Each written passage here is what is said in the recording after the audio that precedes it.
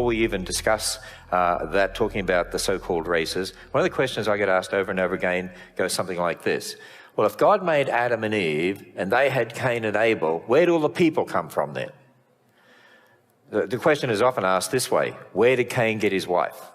In fact, I think I've been asked that question 5,342,355 times over the past 30 years.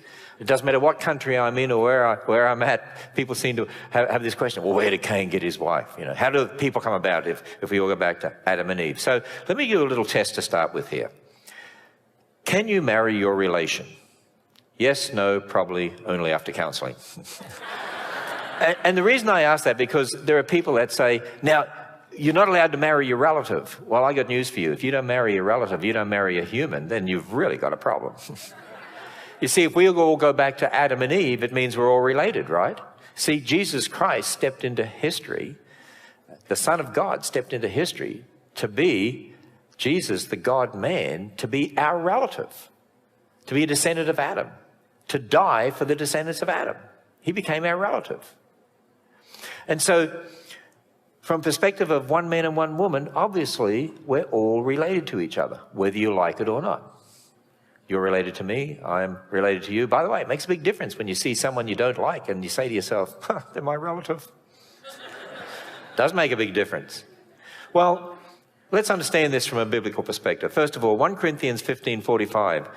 Paul tells us the first man, Adam. There's one man, Adam. Genesis chapter 3, verse 20. Eve was given that name because she was to be the mother of all the living. Not some of the living, all the living. It's very obvious from Scripture that there was one man, one woman to start with, Adam and Eve. Acts 17, verse 26, Paul, in talking to the Greeks, said God made of one blood all nations of men for to dwell on the face of the earth. We're all related. We all go back to one man, one woman.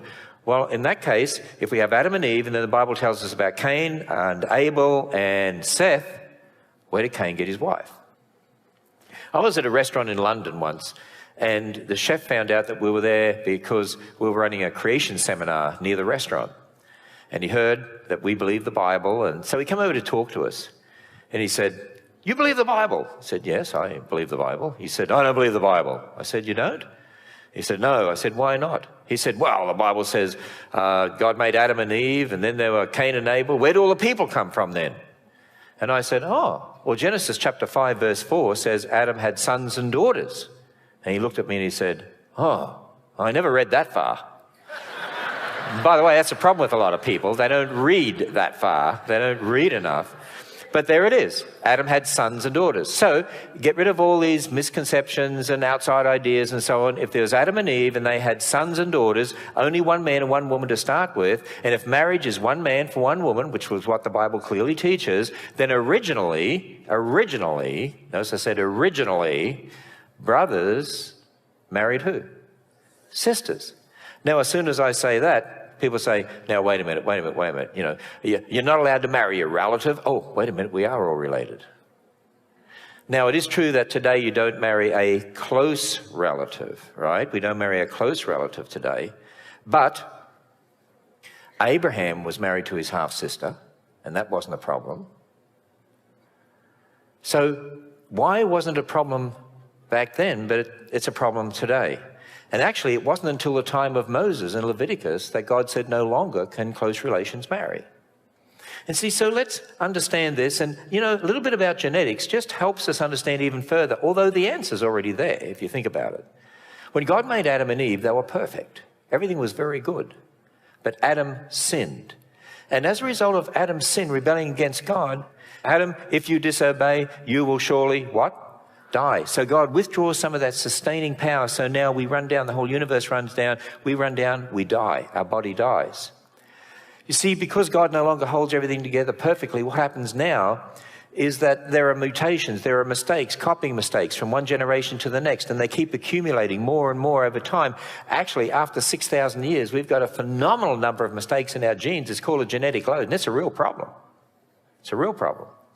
And so here's the problem today. If you're closely related, you're more likely to inherit the similar mistakes from your parents, And if those mistakes get together when sperm fertilizes egg, there's an increased likelihood of deformities, problems in the offspring. That's why today it's better to marry someone further away in relationship from you.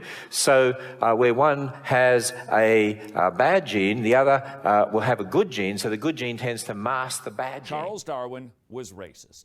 Charles Darwin came up with this idea that there were lesser human races than others, weaker people. Did he really think that they should not be helped and that they should potentially be sterilized or exterminated?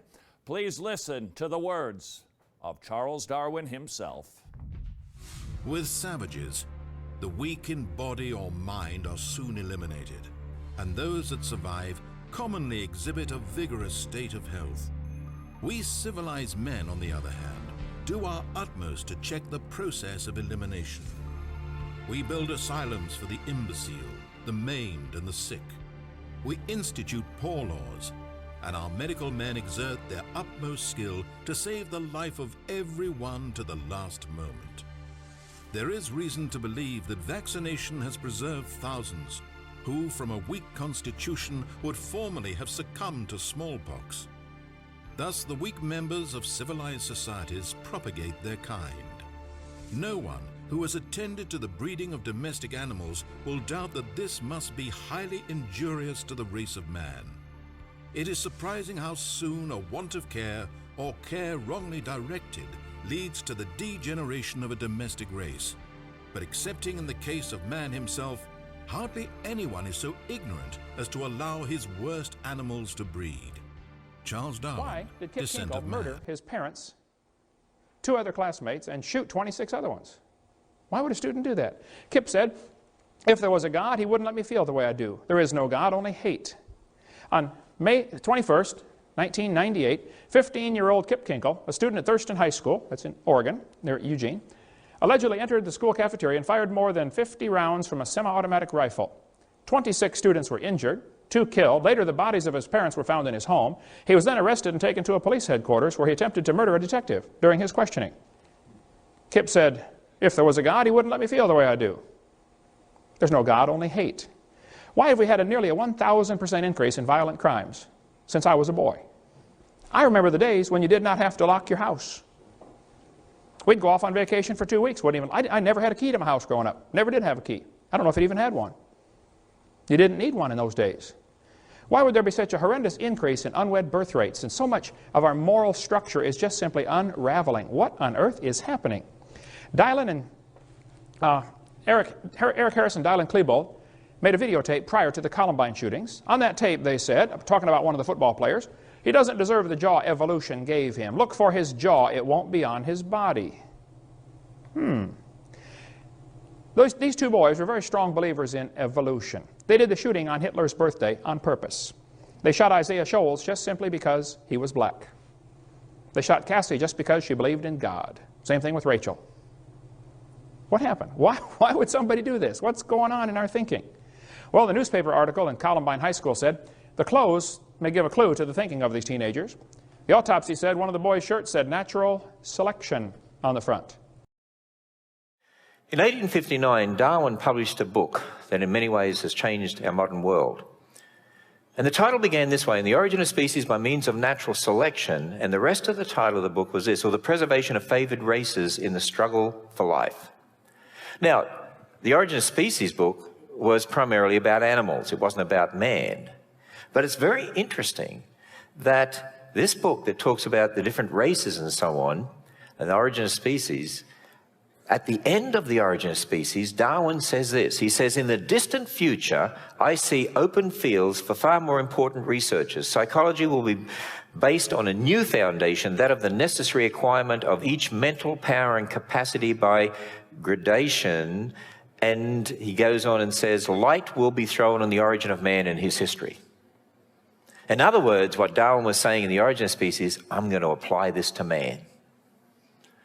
You see, in Victorian England, it was hard enough coming out and saying, you know, the animals evolved and trying to convince the culture that. Imagine if he came right out immediately and said people evolved.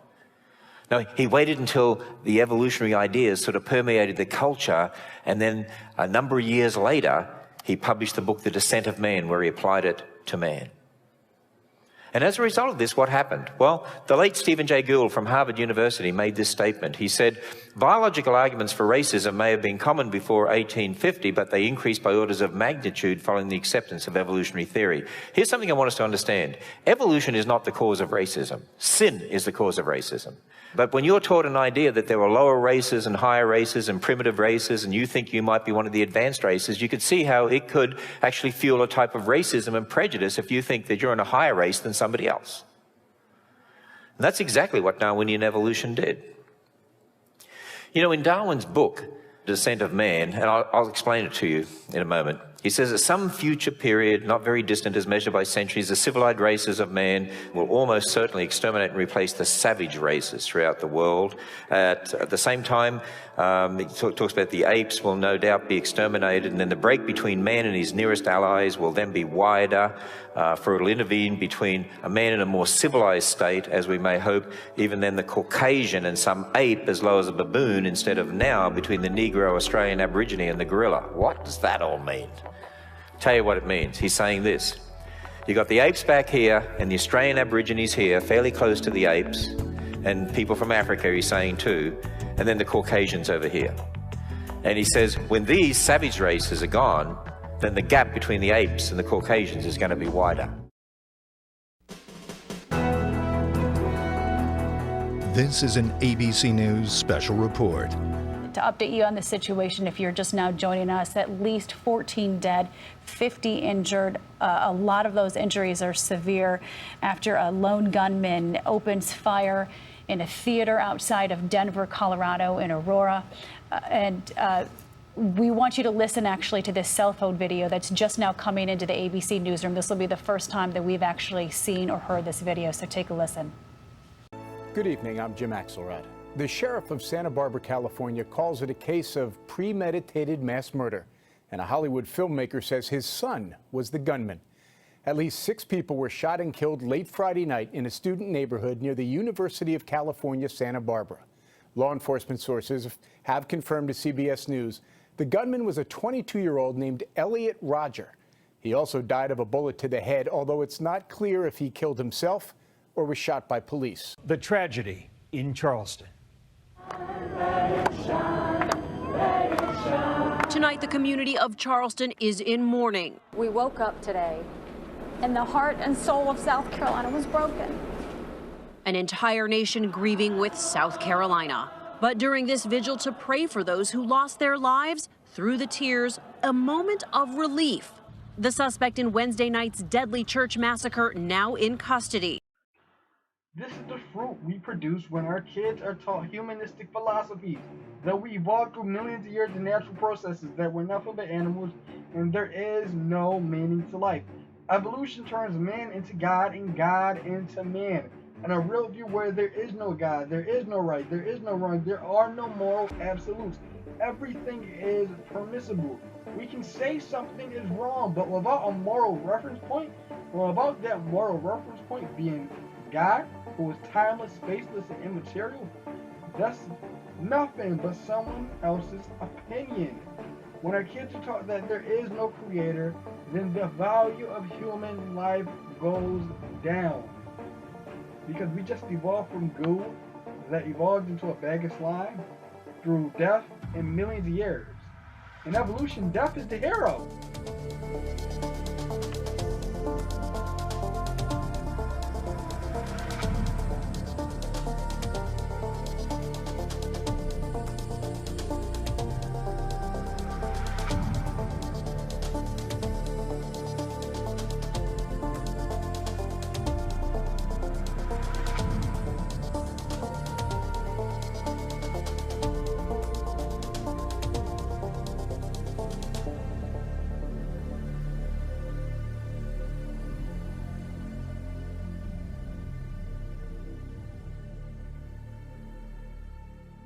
They said any child who believes in God is mentally ill.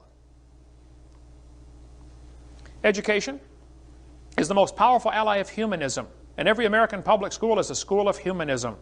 What can the theistic Sunday school, meeting for an hour once a week and teaching only a fraction of the children, due to stem the tide of a 5-day program of humanistic teaching. They're right, folks, and they're winning. We're losing. One professor said, as a matter of fact, creationism should be discriminated against. No advocate of such propaganda should be trusted to teach science classes or administer science programs anywhere, under any circumstances. Moreover, if they are now doing so, they should be dismissed. You should fire them if they believe in creation.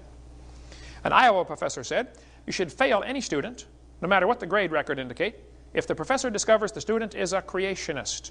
Furthermore, the student's department should have the right of retracting the grades and possibly even degrees if the student becomes a creationist later.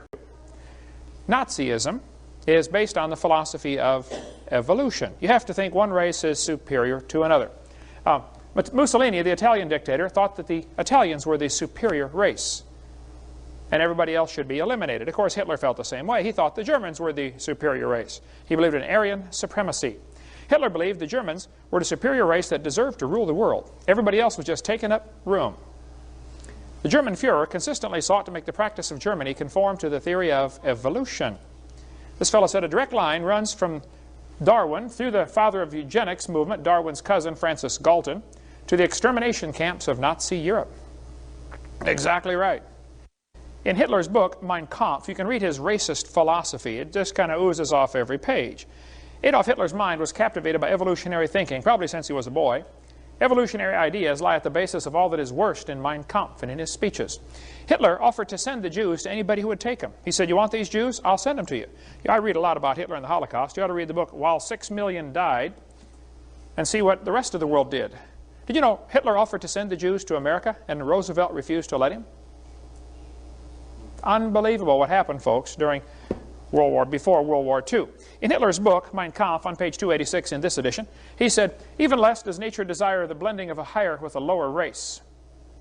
Who's a higher and a lower race, Adolf? Hitler kept talking about the Aryan blood and lower peoples. Well, who's an Aryan anyway? Well, I found Hitler's hit list. I was reading in Keene State University, New Hampshire. I was doing some research in their library there one time, and I found they got a whole section of the library just about Hitler and the Holocaust. I thought, wow, I was in hog heaven. So I asked the librarian, why did Hitler kill the Jews? Why not somebody else? He said, oh, I'll show you the list he was using. He brought me book after book after book. For 6 hours, I copied $20 worth of pages, 10 cents at a time, out of that library. Here's the list Hitler was using. Hitler thought the blonde-haired, blue-eyed Nordic were close to pure Aryan, the superior race. Did you get all that? Blonde hair, blue-eyed, Norwegian, Vorden started till i dag. Yeah, sure, you betcha. Oofta. And he thought the Germans were mostly Aryan. The Mediterraneans are slightly Aryan. The Slavics are half Aryan, half ape. The Orientals are slightly ape. The black Africans are predominantly ape. And the Jews are close to pure ape. Hitler killed the Jews because he honestly thought he was speeding up the process of evolution by eliminating what he thought were the inferiors. If he would have killed all the Jews, guess who would have been next? Blacks. Hitler hated black people. Does anybody know where the Olympics were held in 1936? Berlin, Germany. Does anybody know who won the most gold medals? Jesse Owens, the black American athlete. Hitler was so angry, he said, it's not fair to make my men race against this animal.